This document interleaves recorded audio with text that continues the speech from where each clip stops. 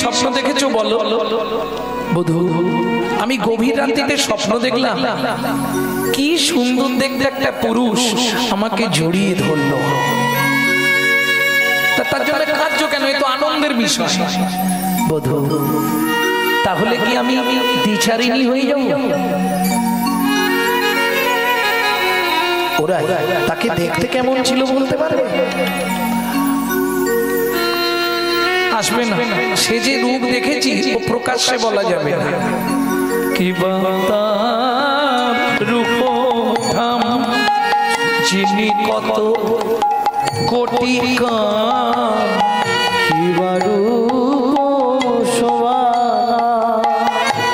যিনি কত কোটি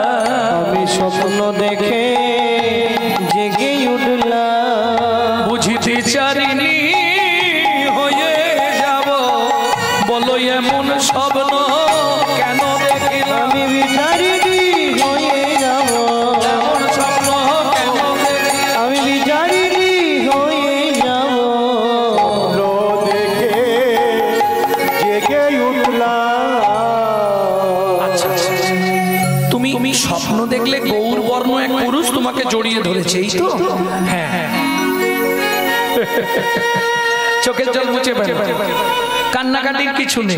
সুন্দরী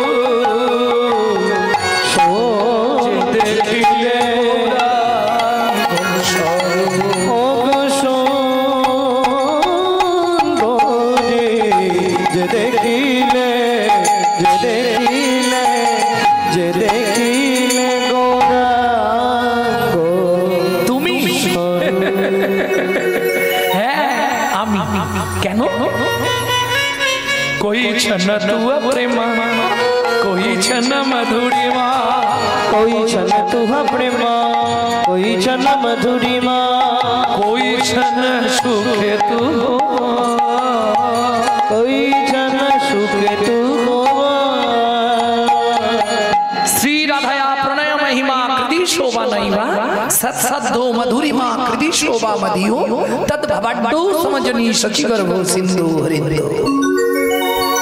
কিছু বুঝলেন? গোবিন্দ বললে রাধে আমি তিনটে কারণে গৌর হব। কি কি তিনটে কারণ? এক নম্বর কারণ কইছন্ন তুয়া প্রেমা, তোমার প্রেম কেমন? কইছন্ন মাধুরীমা, সেই প্রেমের মাধুর্যই বা কেমন? কইছন্ন সুখে তুহু ভোর, আমাকে ভালোবেসে তোমার কি সুখ হয় এইটা জানবার জন্য আমি গৌর হব। এটাই কি তোমার মুখ্য উদ্দেশ্য? বললে না না, এ তিন বাঞ্ছিত ধন ব্রজে না হইল পুরাণ, কি করিব ভাবি না পাই ওর। ভাবিয়া দেখিনু মনে তুহার স্বরূপিনে, এই প্রেম আস্বাদ নাহি হয়। তুয়া ভাব কান্তি ধরি তুহা প্রেম গুরু করি, আমি নদিয়ায় হইব উদয়। তাই গৌর হরিব। আবার রাধারানী জিজ্ঞেস করছে তাহলে এটাই মুখ্য উদ্দেশ্য? বললে এটাও মুখ্য উদ্দেশ্য, কিন্তু আর একটা উদ্দেশ্য আছে। কি? শুনবে নাই? আর একটা উদ্দেশ্য আছে যে কারণে আমি গৌর হব। কি উদ্দেশ্য সেটা? কাঁদিয়া কাঁদাতে হবে জগ জনমানি রবে, কাঁদিয়া কাঁদাতে হবে জগ জনমানি রবে। প্রেম বিনা গতি নাহি প্রেম বিনা গতি নাহি ঘোচাতে পাপের ভার, জন্ম নেব পুনর্বার। ও যাতে পাপের ভার, জন্ম নেব পুনর্বার। নদিয়াতে হব অবতার, আমি নদিয়াতে হব অবতার। কাঁদবো আর কাঁদাবো, আমি কাঁদবো আর কাঁদাবো, কাঁদবো আর কাঁদাবো, আমি কাঁদবো আর কাঁদাবো। হরি বলবো আর বলাইবো, কাঁদবো আর কাঁদাবো, হরি বলবো আর বলাইবো, কাঁদবো আর কাঁদাবো। হরি বলবো আর বলাইবো, নদিয়ার পথে পথে, বলবো আর বলাইবো, নদিয়ার পথে পথে, বলবো আর বলাইবো, নদিয়ার পথে পথে, বলবো আর বলাইবো, নিতাই গৌর আর বলাইবো। কাঁদবো আর কাঁদাবো।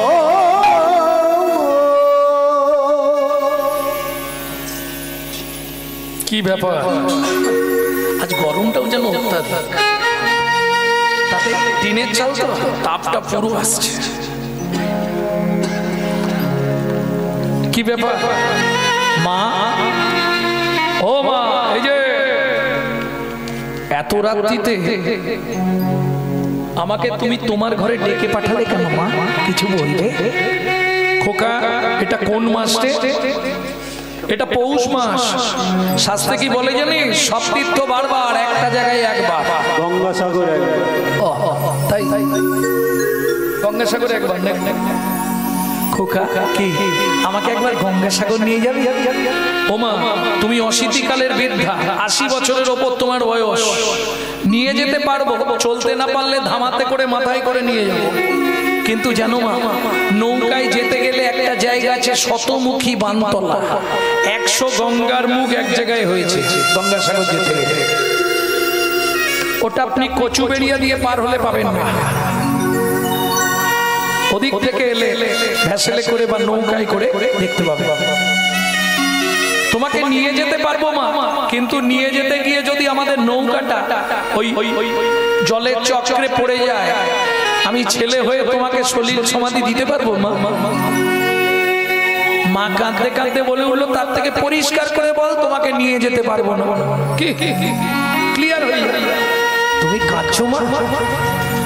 দেখি মা, দেখ ছুটে গিয়ে ছেলেটা মায়ের চোখের জলটা মুছিয়ে দিয়ে বললে, তুমি কেঁদো না, আমি তোমাকে গঙ্গাসাগরে নিয়ে গিয়ে গঙ্গা স্নান করাতে পারবো না, তবে কথা দিচ্ছি ভক্তমন্ডলী, ভক্তিমতী মায়েরা, এটা আপনারা নিশ্চয়ই জানবেন, গঙ্গাকে এনেছিল,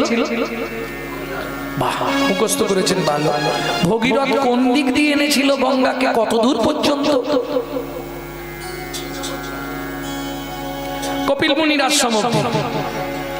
গঙ্গা কিন্তু উত্তরাভিমুখী, ওই দিক দিয়ে এসেছে।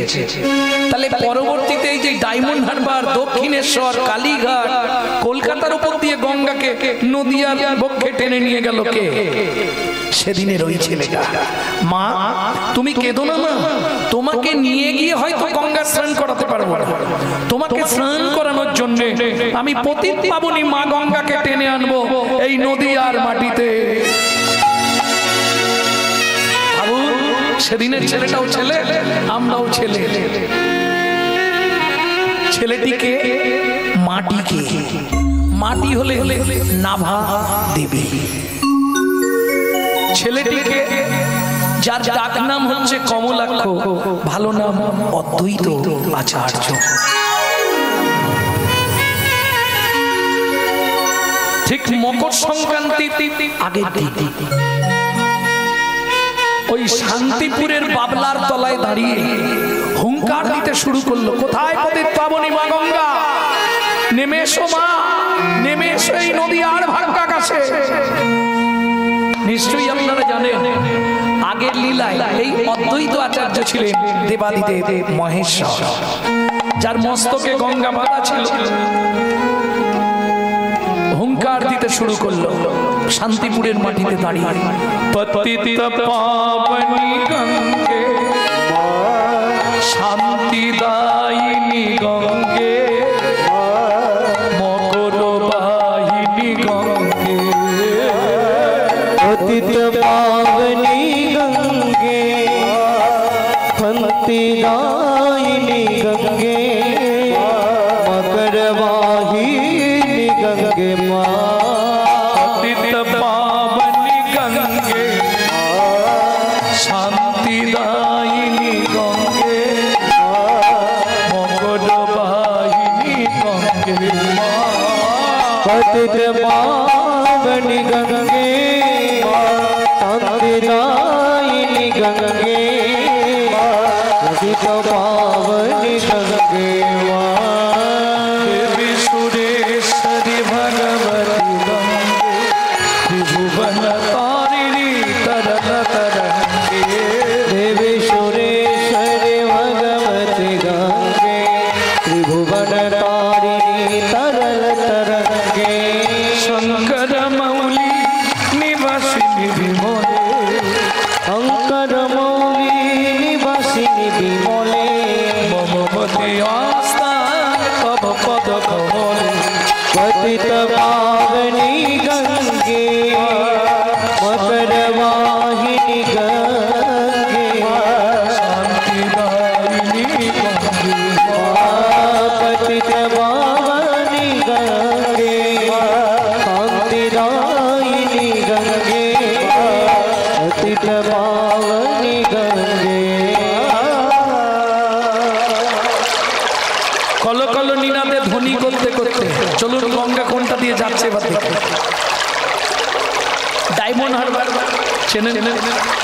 ডায়মন্ড হারবার হয়ে সোজা কলকাতা, দক্ষিণেশ্বর, কালীঘাট, একদম সোজা বেয়ে চলল নদিয়ার ভাগ্যাকাশ ত্রিবেণী হয়ে।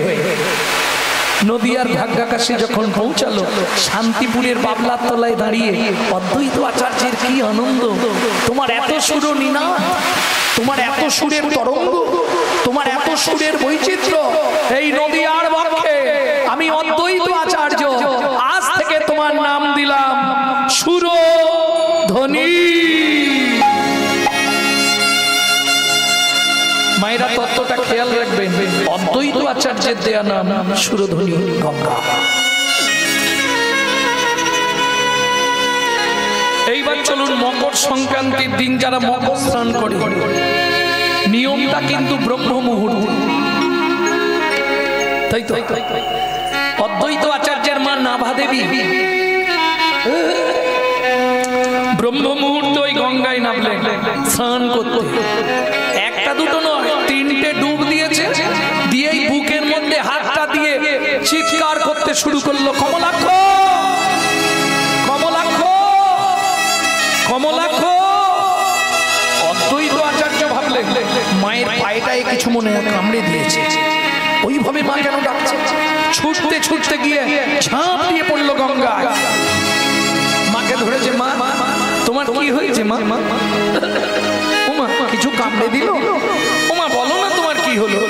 ওমা কথা বলছো না কেন? ওমা বলো না তোমার কি হয়েছে? বলো না মা, তুমি অমন করছো কেন? খোকা, আমার কিচ্ছু হয়নি রে বাবা। তাহলে তোকে জলে নামাবো বলে এইরকম করলাম। তুমি তো এমনি বলতে পারতে খোকা তুই জলে নেবে, আমি নেমে যেতাম। এইরকম করার দরকার ছিল? খোকা, সেদিন তুই আমার হাত দুটো তোর মাথায় নিয়ে বলেছিলি, মা তুমি আশীর্বাদ করো, আমি পতিত পাবনী মা গঙ্গাকে টেনে আনবো।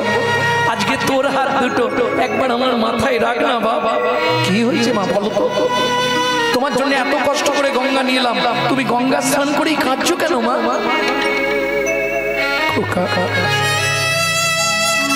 তোর না গঙ্গার জলে স্নান করার সঙ্গে সঙ্গে আমার মনের মধ্যে একটা ইচ্ছা জেগে উঠল বাবা।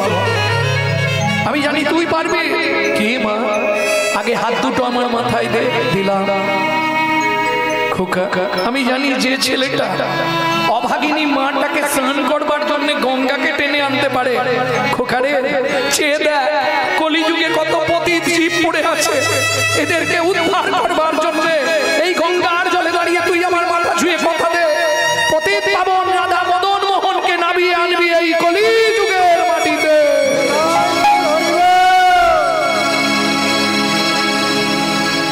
কথা দিলাম।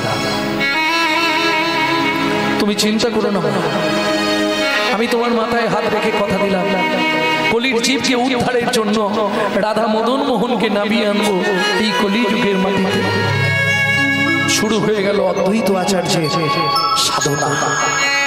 প্রত্যেক দিন দুটো করে তুলসী পাতা গঙ্গার জলে ধুয়ে চোখের মণিতে লাগিয়ে দেখে কোনো বালির দানা আছে কিনা, তারপরে চন্দন মাখিয়ে রাধা মদন মোহনের চরণে, রাধা মদন গোপালের চরণে নিবেদন করে। আবার প্রতিদিন ওই বাসি তুলসী পাতাগুলো সুরধনী গঙ্গায় ফেলে দেয়। এইভাবে যেতে রইল 12 বছর। দিন রাত কাঁদে, দিন রাত কাঁদে, কাঁদে আর বলে তুমি আসবে বলে, তুমি আসবে বলে মদন মোহন রতন আসন পেতেছি। তুমি আসবে বলে মদন মোহন হৃদয় আসন পেতেছি। কলি জীবে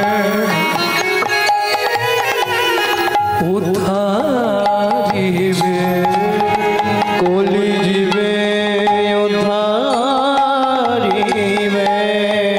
তুমি কলি জীবে উদ্ধারিবে, কলি জীবে উদ্ধারিবে। আমি মনে প্রাণে জেনেছি তুমি আসবে বলে মদন মোহন হৃদয় গৌর হরি হরি পেতেছি। আসবে বলে মদন মোহন হৃদয় আসন পেতেছি। 12 বছর যেদিন পূর্ণ, 12 বছরে একদিন তুলসী পাতাটা গঙ্গায় ফেলল। ওমা আমরা যাই ফেলি গঙ্গার জলে, যেদিকে স্রোত সেদিকে যাবে, এই স্রোতের বিপরীতে যাচ্ছে, উজানে যাচ্ছে। কি হলো? একই দৃশ্য, যেদিকে জলের স্রোত তুলসী পাতা দুটো রাধা গোবিন্দের চরণে উল্টো দিকে চলে যাচ্ছে। অদ্বৈত আচার্য মনে মনে ভাবলে আমাকে দেখতে হবে কি হয়। অদ্ভুত দৃশ্য না? যেদিকে জলের স্রোত সেদিকে তুলসী যাচ্ছে না, তুলসী যাচ্ছে উল্টো দিকে। তাহলে দেখি কি করে। তুলসী যায় নীরে নীরে, আচার্য যায় তীরে তীরে। তুলসী যায় নীরে নীরে, আচার্য যায় তীরে তীরে।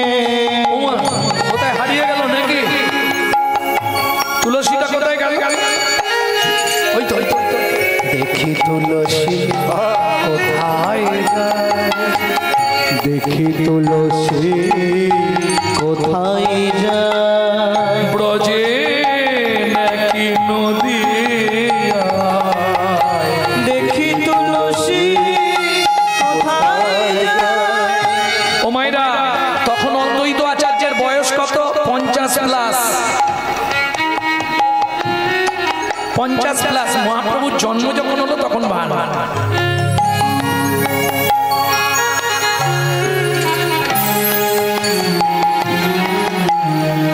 ভাবুন 50+ মানে 51 রানী।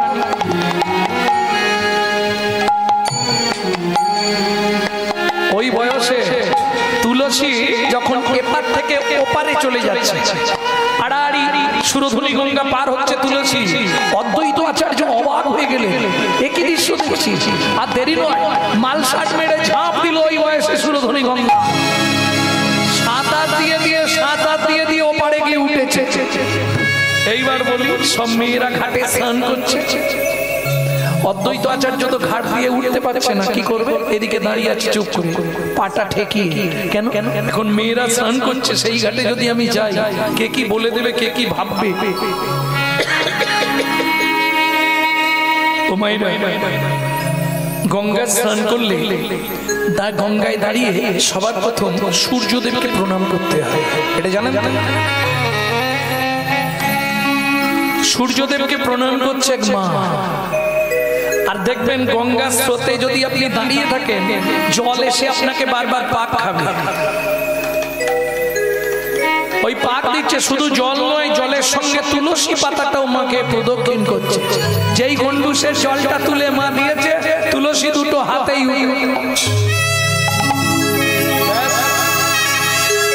আর যেই তুলসী ভেতরে গেছে, সঙ্গে সঙ্গে অষ্টসাত্ত্বিক ভাবের বিকার শুরু হয়ে গেছে। ভিজে কাপড়ে, ভিজে চুলে উঠেই ঊর্ধ্বশ্বাসে ছুটতে শুরু করলেন। এখন অদ্বৈত আচার্য মনে মনে ভাবছে, মেয়ে ছেলে স্নান করে চলে যাচ্ছে বাড়ি, আমি যদি পিছনে পিছনে ছুটি, লোকে আমাকে খারাপ বলবে না? ও মা, এই যে ও মা, ওই যে মেয়ে ছেলেটি ছুটে চলে গেল, ওকে চেনো তোমরা? গোসাই জানেন না, ও তো নীলাম্বর চক্রবর্তীর কন্যা। কিন্তু নবদ্বীপে, ও গোসাই, ও যে জগন্নাথ ঘরণী শচী ঠাকুরানী, জগন্নাথ ঘরণী শচী ঠাকুরানী, জগন্নাথ ঘরণী শচী ঠাকুরানী, শচী ঠাকুরানী, জগন্নাথ ঘরণী ঘরণী শচী ঠাকুরানী, শচী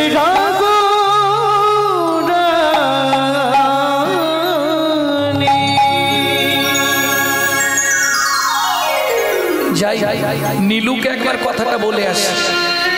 নীলু মানে শচী মায়ের বাবা, নীলাম্বর চক্রবর্তী, যিনি গণনা কার্যে মুক্ত সিদ্ধ, অদ্বৈত আচার্যের বাল্য বন্ধু। তাই নীলু, নীলু বাড়িতে আছিস নাকি? কি খবর বল? বাড়িতেই আছিস? হ্যাঁ রে, তোর মেয়ের বিয়ে হয়ে গেছে? গোপনে গোপনে কাজ ছেড়ে দিয়েছিস, আমাকে একবার জানালি নিয়ে। বাহ, এই নবদ্বীপে বিয়ে হয়েছে জগন্নাথের সঙ্গে? শোন, একটা কথা তোকে বলতে এলাম, শোন না, তোর মেয়ে খুব তাড়াতাড়ি গর্ভবতী হবে। তুই বাবাজি লোক, তুই এসব জানলে কি করে? আমার মেয়ের কবে গর্ভ হবে? শোন, শুধু গর্ভবতী হবে না, ওর পেটে যে সন্তান জন্মাবে সেটা যমজ হবে। আর যদি যমজ না হয়, একটা হয়, তাহলে জানবি দুজনের শক্তিতে একটা হবে। এই বলে গেলাম, আসি রে নীলু, মনে রাখি। অদ্বৈত আচার্য চলে গেলেন। নীলাম্বর চক্রবর্তী চিন্তায় পড়ে গেলেন। শচী ঠাকুরানী গর্ভবতী হলেন। ভক্তমন্ডলী, ভক্তিমূর্তি মায়েরা, ওদিকে বৈষ্ণব কবি লিখলেন কি, শান্তিপুরের বুড়ো মালি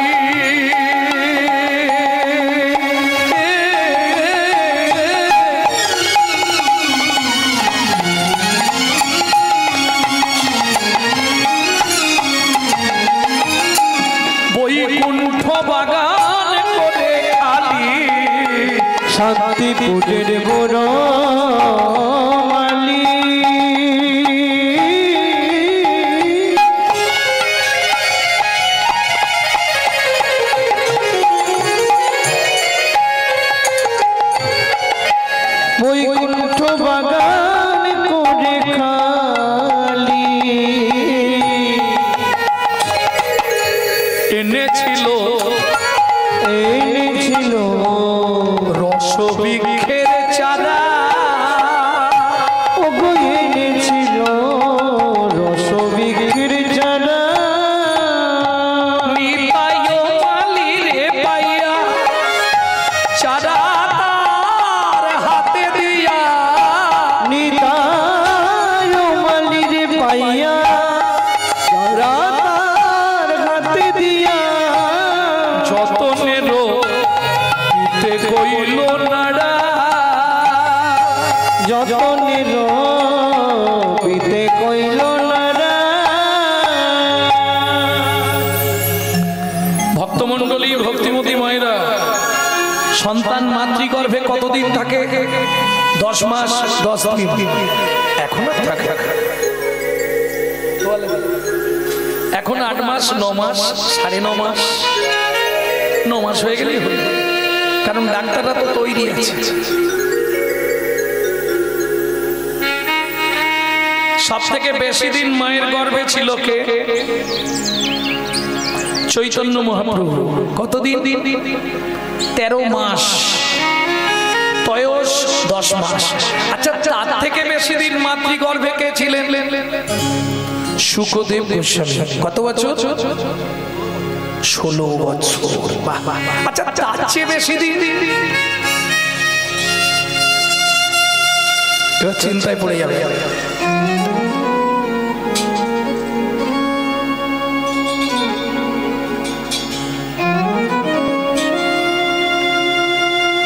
তার চেয়ে বেশি দিন কে ছিল? 22 বছর, মার্কণ্ড। আচ্ছা, তার চেয়ে বেশি দিন কেউ ছিল কি? আর আছে? বলবো? আর কারো কথা বলবো? 5,500 বছর মায়ের গর্ভে ছিলেন ভক্ত প্রহ্লাদ।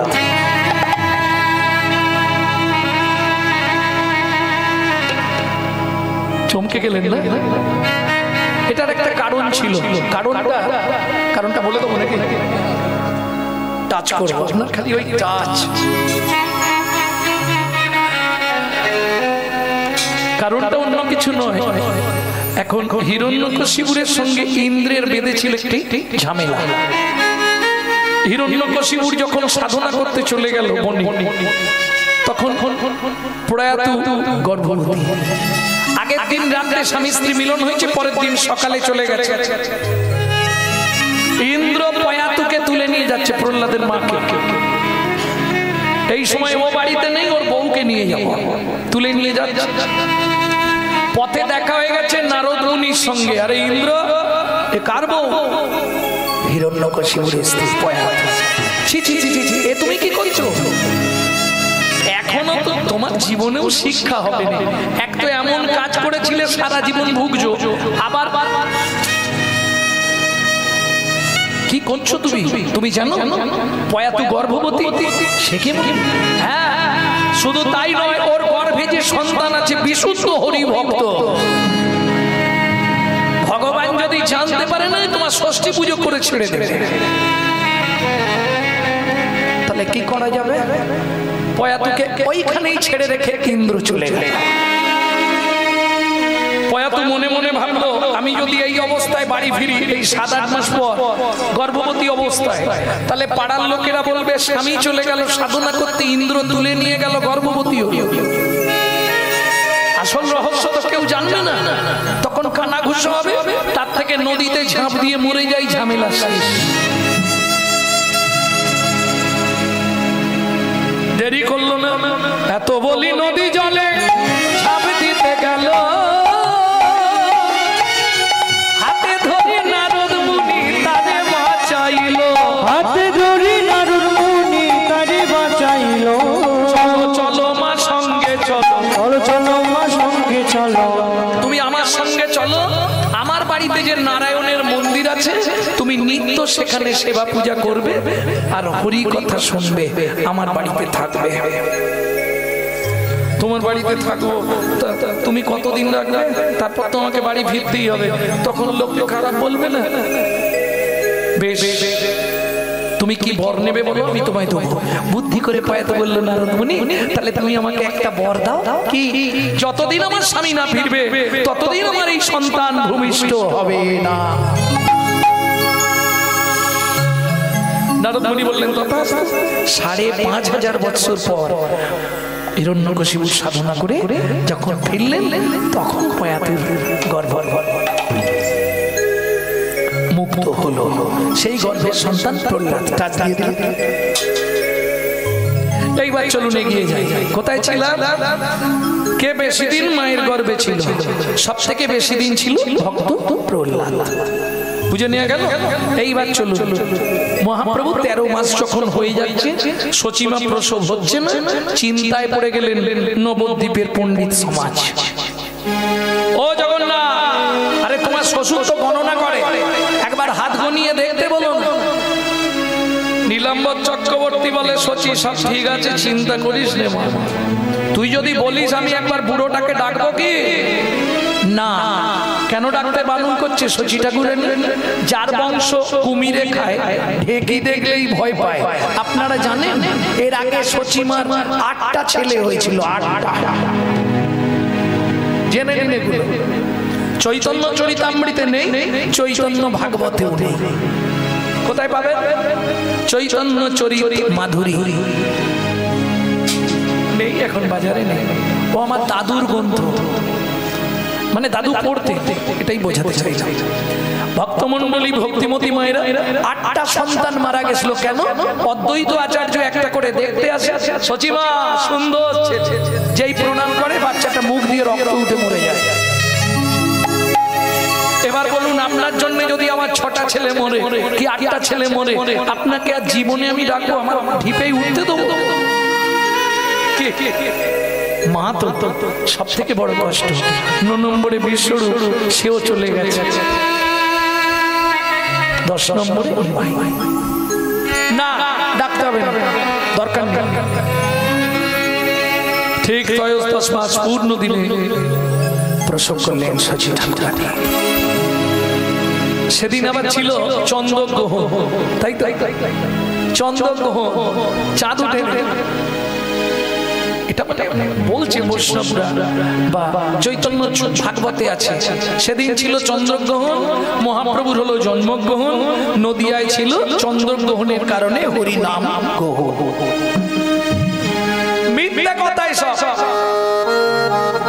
বৈষ্ণব কবি এক পাশে দাঁড়িয়ে লিখছিল চন্দ্রাস, বলে শোনো, চন্দ্রগ্রহণ নয়, তবে কি হয়েছিল জানো? চাঁদ দেখে চাঁদ মুখ লুকালো, চাঁদ দেখে চাঁদ মুখ লুকালো, চাঁদ দেখে চাঁদ মুখ লুকালো, চাঁদ দেখে চাঁদ মুখ লুকালো।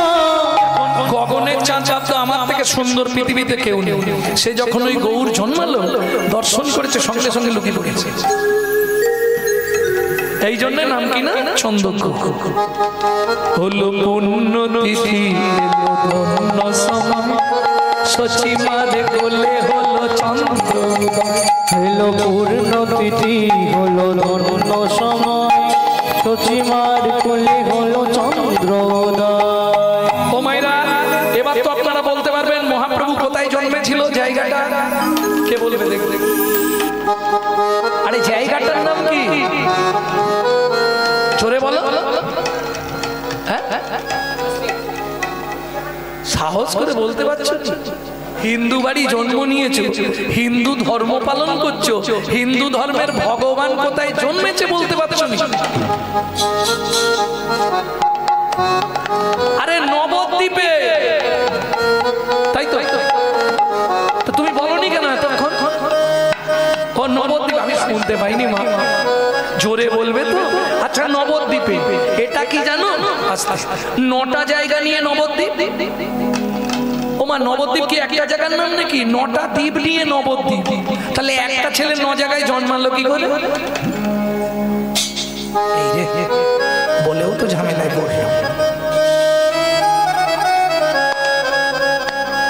আর হবে না? হলো পূর্ণ তিথি, ধন্য সময়, সচিমারে কোলে হলো চন্দ্রোদয়। এলো পূর্ণ তিথি, হলো ধন্য সময়, শশীমার কোলে এলো চন্দ্রোদয় অন্তদ্বীপের এক নিম্নতলে জনম লোভিল প্রভু মানব মহান। অন্তদ্বীপের এক নিম্নতলে জনম লভিল প্রভু মানব মহান অন্তদ্বীপের এক নিম্নতলে জনম লোভিল প্রভু মানব মহান। উন্নতিতে হলো ধন্য সময় শশীমার কোলে হলো চন্দ্রোদয় উন্নতিতে হলো চন্দ্র সমান, শশীমার কোলে হলো চন্দ্রোদয়। তাহলে নটা দ্বীপের কোন দ্বীপে মহাপ্রভু জন্ম বললাম? অন্তদ্বীপ। এটা মাথায় রাখবেন। আপনি হিন্দু, আপনি জানবেন না আপনার ভগবান কোথায় জন্মেছে? সবাই বলে নবদ্বীপ, নদীয়ার নবদ্বীপ। আরে নবদ্বীপে একটা ছেলে জন্মাবে কি করে? নটা দ্বীপ। নবদ্বীপে অন্তদ্বীপে শচী গর্ভ সিন্ধু মাঝে মহাপ্রভু উদয় হইল। এইবার চলুন, যে শুনছে সপ্ত নদীয়াবাসীরা জয় জয় ধ্বনি ওঠে নদীয়া নগরে, জয় জয় ধ্বনি ওঠে নদীয়া নগরে জনম লোভিলা গোরা শশীর উদরে, জনম লভিলা গোরা শশীর উদরে ফাল্গুন পূর্ণিমা তিথি নক্ষত্র ফাল্গুনি, ফাল্গুন পূর্ণিমা তিথি নক্ষত্র ফাল্গুনি শুভক্ষণে জন্মিলা গৌর গুণমণি, শুভক্ষণে জন্মিলা গৌর গুণমণি উলুধ্বনি জয় ধ্বনি ভরিল, উলুধ্বনি জয় ধ্বনি ভরিল ভবন, স্বর্গ হইতে দেবে করে পুষ্প বরিশা, স্বর্গ হইতে দেবে করে পুষ্প বরিশা। ও মায়েরা, এখন যেমন সন্তান হলে সব শুদ্ধ বাড়িতেই ঢুকিয়ে দেয়, তখন কিন্তু তা হতো না। বাড়ির বাইরে আলাদা ঘর করতে হবে, যেটাকে গ্রাম্য ভাষায় বলা হয় আতুর ঘর, আর সাহিত্যের বৈষ্ণব সাহিত্যের ভাষায় বলা হয় শ্রুতিকা মন্দির। তাই তো? কতদিন? 21 দিন। চলুন, 21 দিন বাচ্চা জন্মেছে, 21 দিন অবধি মাতৃ স্তনদুগ্ধ পান করে। কি করবে? গোপনে। শচী ঠাকুরানী তো রাজি হবে না, গোপনে নীলাম্বর চক্রবর্তী অদ্বৈত আচার্যকে খবর দিলেন, বন্ধু একবার এসো, বাচ্চা তো নির্জীবী হয়ে যাচ্ছে, 21 দিন পর্যন্ত জল ছাড়া মাতৃ স্তন পর্যন্ত মুখে নিচ্ছে না। অদ্বৈত আচার্য এলেন, শচী। এইবার শচীমা তিলে ঘাত চমকে যাচ্ছে। কেন? এটাও আবার টপকে যাবে না, মুশকিল। ও শচী, দেখি দেখি দেখি, তোমার নাকি ছেলে হয়েছে, খুব সুন্দর দেখতে, বের করো। দেখ দেখ, কোলে চেপে রেখেছে, বলছে গোসাই ও ঘুমাচ্ছে, আজকে ফিরে যান, পরে আসবে। অত দূর থেকে এলাম শচী, ফিরে চলে যাব, তুমি যদি একটুখানি দেখিয়ে দাও তাহলে চলে যাই। আজকে যাবো, আবার আসবো, একবার তুমি আমাকে খালি মুখটা দেখিয়ে দাও না, আমি চলে যাই। আমি যাকা মানে আর প্রকাশ করছে না, মনে মনে ভাবছি আমি যার আসার কথা ছিল সেই এসছে কিনা, শুধু দেখে চলে যাবো। ও শচী, একবার দেখাও না। বললাম তো ঘুমাচ্ছে, কোলে চেপে রেখে দিয়েছে। এইবার চলুন, শচীমা আর অদ্বৈত আচার্য কথোপকথন হচ্ছে। ঠিক সেই সময় মায়ের শাড়ির নিচে দিয়ে হাতটা বার করে দিয়েছে, হাত ছানি দিয়া ডাকে আয় কাছে, হাত ছানি দিয়া